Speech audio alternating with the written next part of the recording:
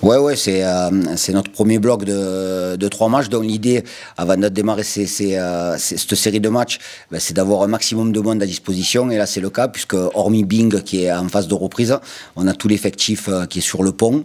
C'est la raison pour laquelle certains joueurs vont jouer avec la Nationale 3 samedi, afin de se remplir et d'être prêts éventuellement à intégrer mardi ou vendredi prochain.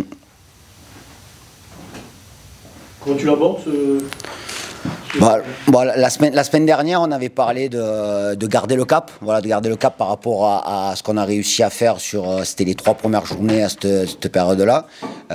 L'idée, c'est de nouveau de le bonifier une fois de plus et de faire en sorte que quand on parle de cap, on parle de boussole, donc on connaît la direction qu'il faut prendre pour être performant, donc garder cette direction, pas perdre le nord là en l'occurrence.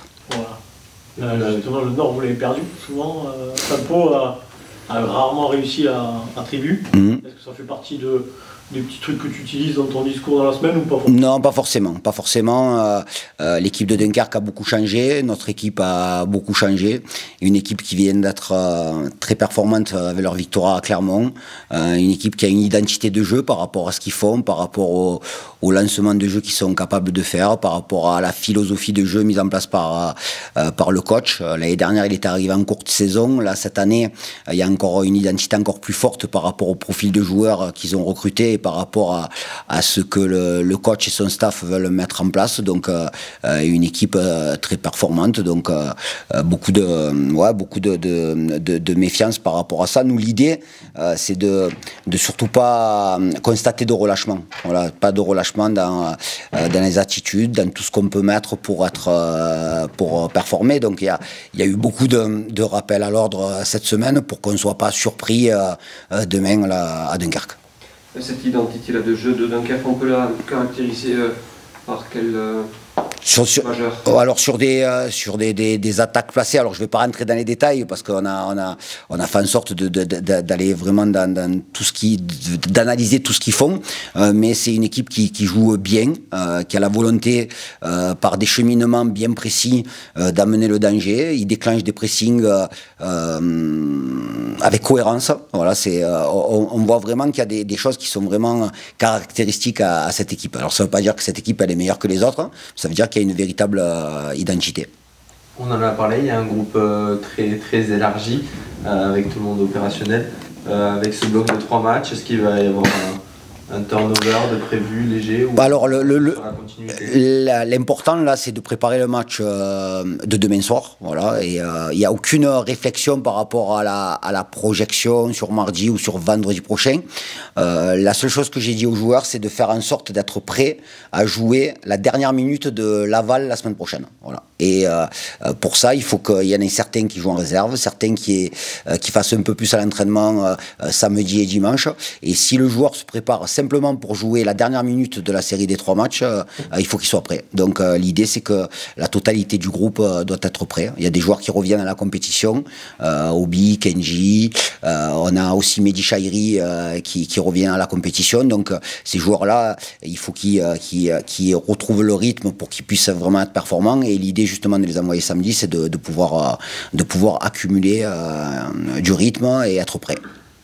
Je veux juste revenir sur ce que tu viens de nous dire par rapport aux piqûres de rappel, par rapport à un éventuellement relâchement. C'est des piqûres que tu as fait par anticipation ou c'est parce que tu as senti quelque chose? Non, j'ai rien senti. Ou alors, j'ai pas senti, j'ai ressenti peut-être sur certaines, peut-être des fois, attitudes individuelles. Les joueurs, ils sont comme moi, ils entendent ce qu'on peut évoquer. Le meilleur départ de Pau, voilà, le meilleur départ de Pau, mais c'est que la 5e saison en Ligue 2. Donc il faut toujours être mesuré par rapport à ces mots, départ historique. Non, il n'y a pas de départ historique. On a performé à domicile, on a pris 2 points à l'extérieur. On est dans un tableau de marche, c'est pour ça que je parle de cap. Et il faut surtout pas se relâcher. Et je dis ça parce que comme on a un effectif qui est quand même assez jeune, même qui sont toujours encadrés par des joueurs d'expérience, il faut pas être surpris dans l'entame de match de Dunkerque demain soir. C'est une entame de match qui t'a posé souci à Grenoble. Oui. Un peu aussi samedi. Oui. Et Ça t'alerte ou... Non, ça m'alerte. C'est l'idée, quand on est coach, idéalement, on a envie que l'équipe elle soit performante de la première à la 96e minute. On sait qu'il y a des temps forts, on sait qu'il y a des temps faibles. Je pense que Dunkerque va démarrer comme nous, on a envie de démarrer quand on joue Noustecamp, mais on ne doit pas se poser ce genre de questions. Il faut être prêt à accepter la pression, et pour être prêt à accepter la pression, il faut avoir envie de jouer et avoir envie de se projeter aussi. Donc, c'est toujours pareil, ce rapport de force qu'on établit dans une rencontre face à un adversaire, c'est toujours important, mais l'important c'est vraiment d'être une fois de plus en éveil. Voilà. Et de ne pas être surpris par une entame de match ou par la qualité de nos adversaires. Bon, merci. J'attends de voir si vous avez des questions. J'aimerais parler un peu de Mehdi. J'en ai un. Oui. Toi, parce qu'on en a un peu parlé en premier, mais samedi, il y a quand même un tournant du match 3 minutes avant le but du break. Il fait une grosse parade sur Robin, je crois. C'est ça. Est-ce que tu es rassuré du très bon intérim de Mehdi? J'imagine que tu avais très peu de doutes, mais est-ce que tu peux nous parler de ça, de cet intérim Alors, le mot rassuré, c'est pas le mot adéquat, je suis simplement... non, il fait ce que je lui vois faire au quotidien depuis maintenant plus d'1 an, puisque ça fait plus d'1 an qu'on travaille ensemble. C'est quelqu'un qui est très performant dans ses entraînements, qui est prêt à jouer par rapport à ce rôle-là qu'il connaît bien, puisqu'il a été aussi gardien numéro 2 à l'époque à Sochaux. Donc, c'est une préparation un peu particulière quand on est gardien numéro 2, c'est-à-dire que mentalement et psychologiquement, il faut être très costaud, il faut être bon quand on fait appel à vous, et là, il a fait 2 très bons matchs, et l'idée c'est qu'il puisse continuer. Là, on ne joue pas avec notre gardien numéro 2, on joue avec notre gardien. Voilà. Et quand Bing reviendra, ça rentrera, Bing récupérera sa place, mais Mehdi aujourd'hui c'est le gardien numéro 1 du Pau FC. Et les performances de Mehdi, est-ce qu'elles t'encouragent à peut-être prendre le temps avec Bing Alors, ce qui est intéressant là, quand on a des gardiens comme Bing, comme Mehdi ou comme Tao, c'est qu'on a des gardiens qui sont performants. Donc automatiquement, effectivement, sur Bing, on s'est posé la question en début de semaine. L'idée lundi, c'était de faire le point mercredi matin pour savoir si Bing serait apte à jouer. Il n'est pas loin, mais l'idée aussi, c'est de ne pas prendre de risque. Et pour Bing... entrer de nouveau dans l'équipe, c'est enchaîner. C'est enchaîner jusqu'à la 34e journée. Et c'était pas de jouer et qu'il ait un état de fatigue dimanche ou lundi et qu'on dise mardi, on va te faire récupérer. Non, l'idée c'est qu'il puisse enchaîner. Et là, pour avoir discuté avec lui, avec Babi, qui avait le médical, la décision a été prise de le laisser encore ce week-end, juste pour vraiment qu'il soit dans les meilleures conditions pour récupérer son poste. Donc comment tu as senti le groupe au moment d'aborder ce premier bloc de 3 matchs en 7 jours?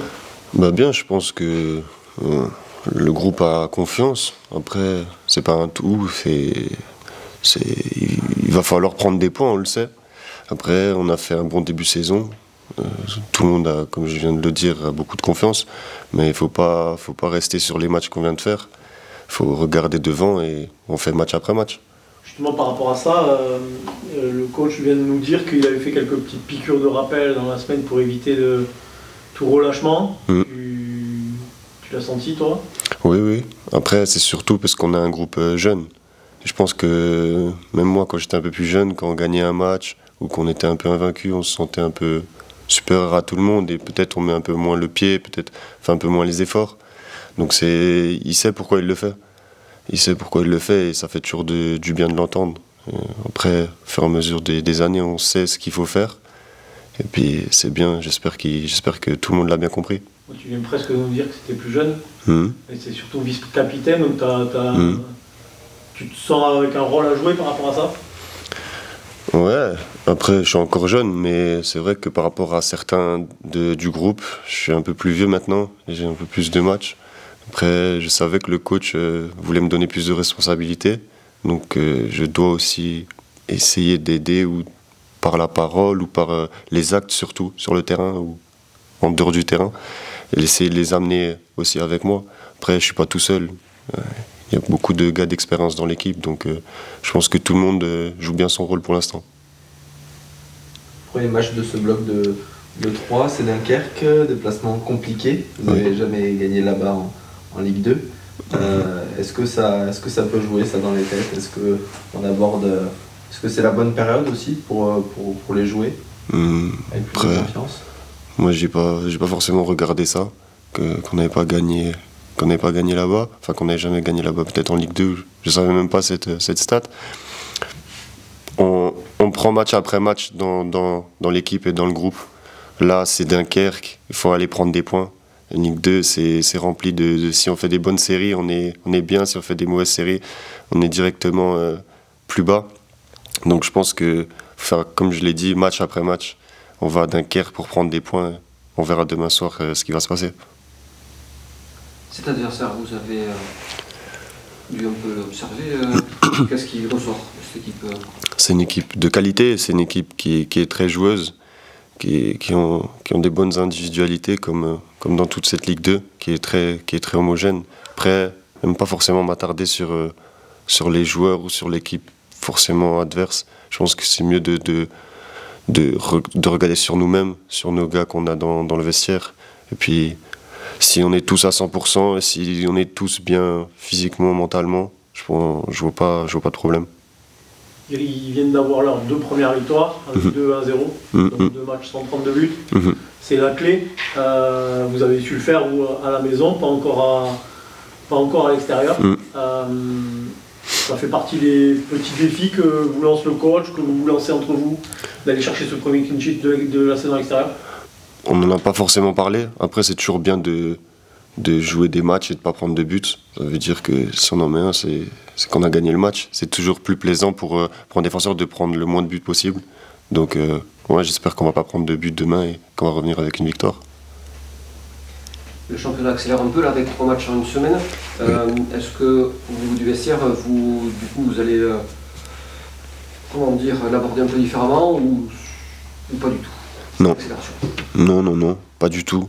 Le coach parle souvent de garder le cap, garder tout le monde concerné, on va dire. On sait que peut-être certains vont moins jouer, d'autres beaucoup plus jouer. On est tous amenés, enfin le coach a prévenu tout le monde concernant ça, qu'on doit tous amener notre pierre à l'édifice et tout le monde doit tirer le groupe vers le haut.